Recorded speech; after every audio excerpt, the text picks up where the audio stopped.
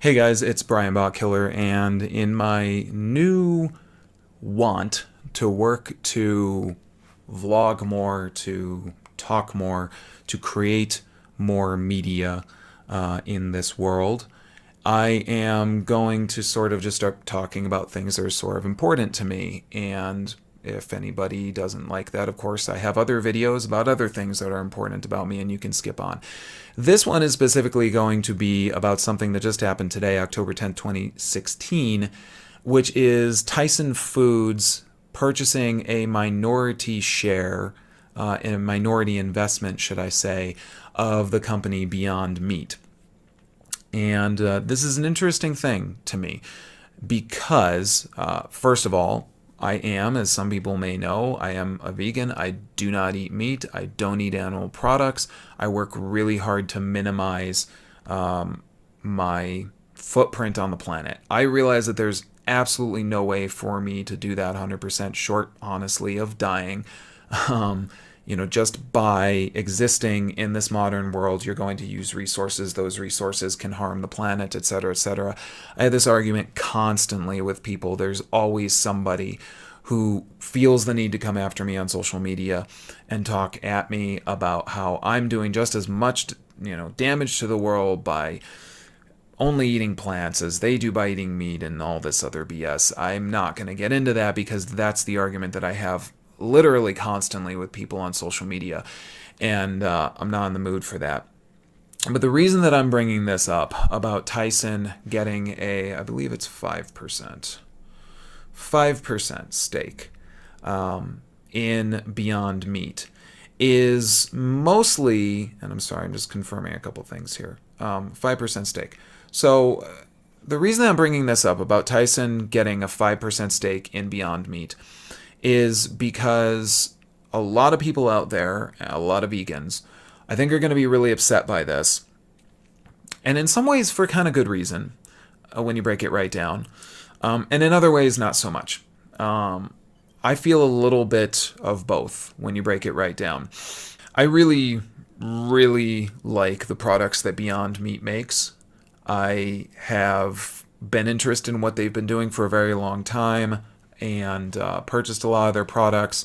Been really interested in somehow working more closely with them, and maybe I will at one point or another on some possible things down the road. But their products I find to be really amazing. If you are someone who is trying to not eat meat, trying to make a transition, Beyond Meat is probably the best way that you're going to do that when you break it right down. They make a product that is scarily close to meat in a lot of different ways. I won't talk on and on about their products, but suffice to say, their Beyond Chicken is literally very much like chicken. If you like chicken, you can eat Beyond Chicken, and you're not going to notice that it's not chicken. I'm sorry, but you literally won't. And it's way better for you. And their other products are really quite impressive. And their whole thing is making products that are meat analogs, a way for people who are used to eating animal meat to basically make the leap into eating plant-based products. And therefore, whether you know it or not, into veganism. And I think that that is really awesome. And that's something that I've always really loved about what they do.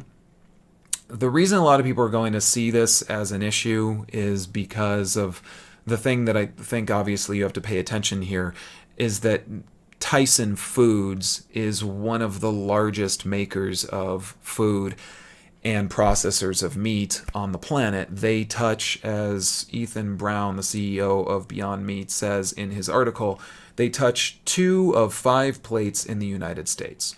So that's quite a lot. And they are huge. They process, I don't even know the number, I don't really want to look it up, but they process probably somewhere to the tune of millions of animals every year and turn them into the sandwich meat slices that you might love and the sausage that you might love and things like that. One of the other things that they do is treat animals really, really horribly. And that has been proven through a number of undercover investigations into their meat processing plants. And just so everybody knows, okay, like whether or not you're a big, vegan activist or an animal activist or whatever, just so, or if you're not at all, just so you know, okay, it's technically completely illegal to videotape anything that happens inside a meat processing plant, in a slaughterhouse, or on a factory farm. It's considered illegal. And there are a number of groups out there who fight against this consistently. CCTV for all slaughterhouses is a very big one. And a number of other groups that do a lot of undercover investigations. Then you have groups that are a little more well known, like, Animal Humane and things like that, that are supposed to be present every once in a while to make sure everything is, copacetic and cool as far as they're concerned and all this kind of stuff. But Tyson very simply, horribly mistreats animals, specifically pigs. And you can go out and you can research this if you want to. Most people probably really don't want to. But they are very well known for doing very terrible things to pigs. And you know what? If you like bacon, and I'm sure I'm going to have a bunch of people that want to just comment bacon all over my comments, I really don't give a shit. Because, you know what? Here's the thing. You can really like that stuff and all this, but you have to consider the fact that this is a living creature. People don't consider that very often. And Tyson, I don't think they really consider that. Why? They don't have to. They've got money to make. That's the bottom line. So that's why a lot of people are going to see this as, very simply a conflict of interest if we break it right down.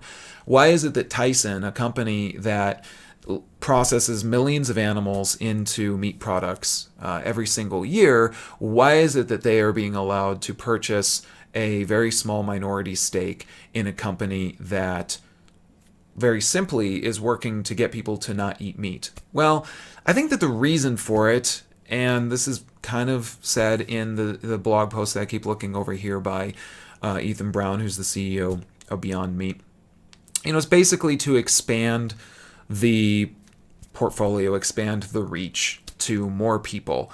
I read a New York Times article before Ethan Brown's blog that said that somewhere to the tune of 22% of people in America are trying now to not eat meat in one meal every week. That's great. A lot of people practice Meatless Monday and all these kinds of things. And I meet a lot of these people very often. I meet them in grocery stores. I meet them standing by the vegetarian or the vegan food and picking something out. And I see them standing there looking quite confused. And I help these folks. I talk to them about what it is that they are looking to get. Why are they interested in this? A lot of these different things.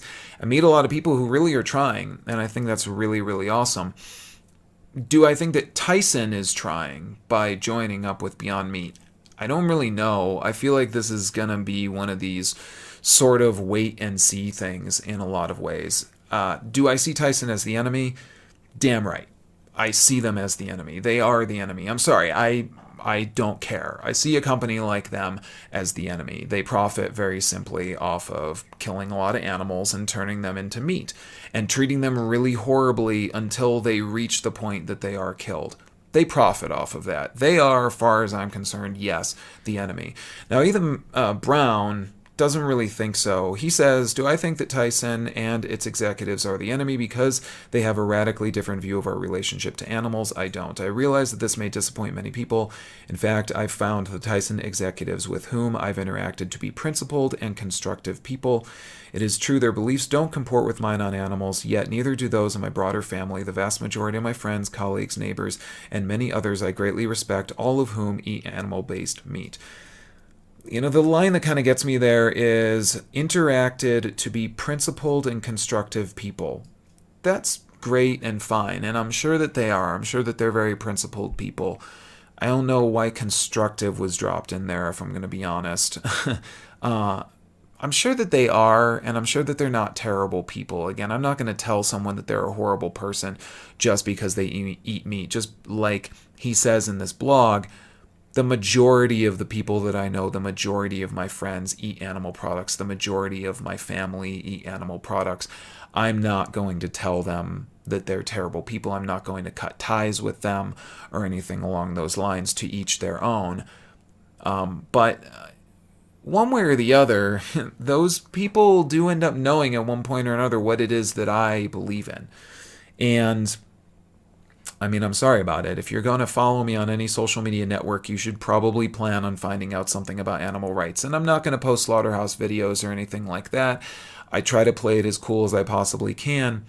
But I do have a reach in a number of channels, and I use that reach oftentimes to tell people, you know what, you need to pay attention to this. Interestingly enough, I've had a lot of people, and I do mean a lot of people, who get in touch with me and they say, you know what, man, I'm really interested in this now, and you've kind of helped me to see a little bit more of the light, and I would love to get more information. I say, that is awesome.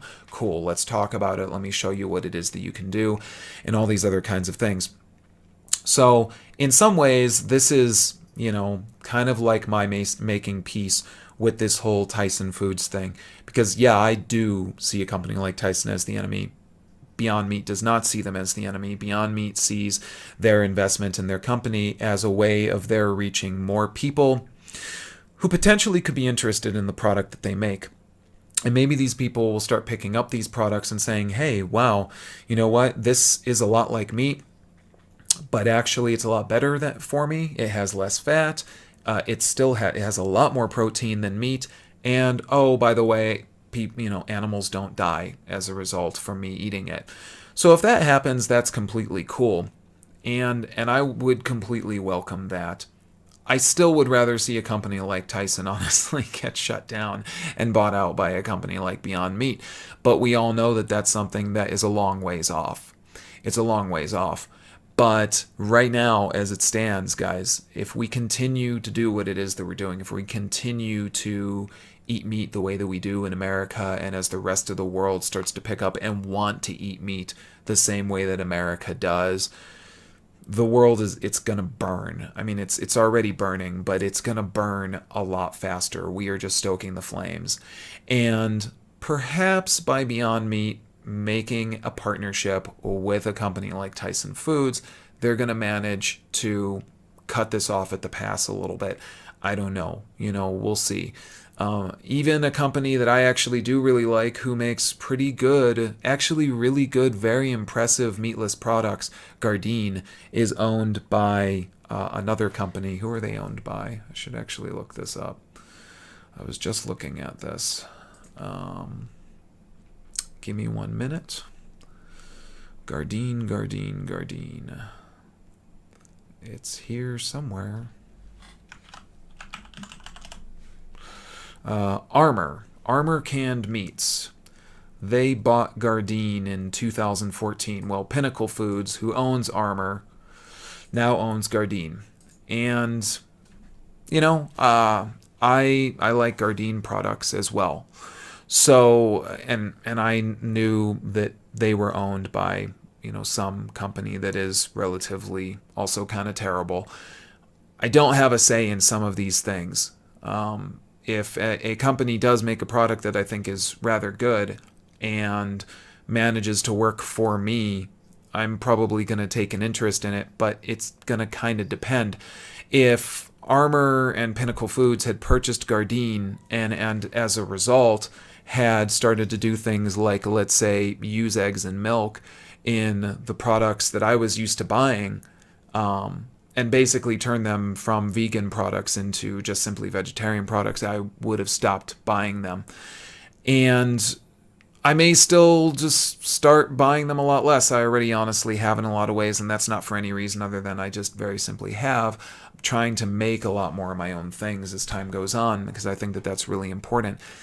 But what it comes down to is that, whether we like it or not, in this world, in this super mass-produced, mass consumption world, everything that we touch is probably unfortunately connected in some way at some point to something really terrible, and that can break down even down to money. Money is fucking horrible, and it leads to the destruction of the world, and we all end up having to use it. So there's no perfect way to exist when you really break it right down. There is only doing what you can to minimize harm as much as possible, and I think that that is what Beyond Meat is trying to do by doing this. I think that they're trying to minimize harm, and I do respect that, and I think that they are looking to extend their reach, and I do respect that.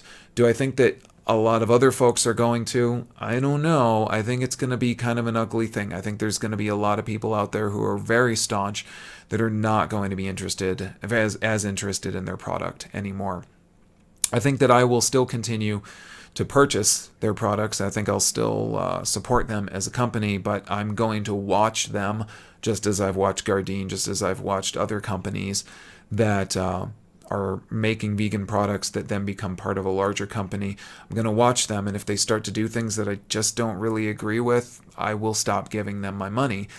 So it's up to them, and we'll see what happens. But overall, who knows? Hopefully this ends up being a good thing in the long run. I would like it if it meant that Tyson saw that all of a sudden, with this minority share that they own in Beyond Meat, that the amount of money that it is making them makes them say, holy shit, we better pay attention to this and we better start to do something differently. I would like that. I don't know if it's going to. I don't know. We'll see. One last thing that I do know here is that there's a lot of people who just don't really agree again with what Beyond Meat does. In this New York Times article, they're talking about the company's goals to take meat substitutes to the mainstream. It has added Don Thompson, the former chief executive of McDonald's, to its board and built relationships with entertainment and sports celebrities like Russell Simmons and Eric Bledsoe. Adding a guy who's that big a deal in the fast food world to your company is a big deal. Again, that's going to make a lot of people go, sorry, man, I'm not that interested. We'll see what happens. But in the meantime, if this is something that you guys are interested in, I would love to hear more. But please, again, if you're not into what it is that I'm talking about here, you can just move on. I don't feel bad.